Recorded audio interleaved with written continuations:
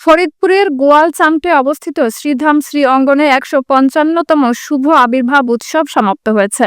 মঙ্গলবার সনাতন ধর্মাবলম্বী মহানাম সম্প্রদায়ের এ ধর্মীয় অনুষ্ঠান মহাপ্রসাদ বিতরণের মাধ্যমে শেষ হয়। উৎসবের শুরুতে শ্রী অঙ্গন থেকে একটি শোভাযাত্রা সহকারে নগর কীর্তন শহরের বিভিন্ন রাস্তায় ঘুরে আবার শ্রী অঙ্গন ফিরে আসে। এতে অসংখ্য ভক্ত অংশগ্রহণ করেন। এছাড়া উৎসব উপলক্ষে বিভিন্ন স্বেচ্ছাসেবী প্রতিষ্ঠান ভক্তদের মধ্যে প্রসাদ সামগ্রী, চিকিৎসা সামগ্রী, শরবত, মিষ্টান্ন বিতরণ সহ নানা কর্মসূচি গ্রহণ করে।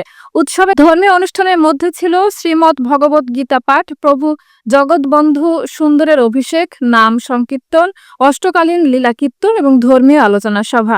ফরিদপুরের শ্রীধাম শ্রী অঙ্গন শ্রী মহানাম সম্প্রদায়ের মূল কেন্দ্র হিসেবে পরিচিত এবং প্রতি বছর এখানে জগৎবন্ধু সুন্দরের আবির্ভাব উৎসব ধুমধাম করে পালিত হয়। উৎসব সুন্দরভাবে সম্পূর্ণ হওয়ায় ভক্তবৃন্দ, দর্শনার্থী এবং স্থানীয় প্রশাসন সহ সংশ্লিষ্ট সবাই ধন্যবাদ ও কৃতজ্ঞতা জানিয়েছেন।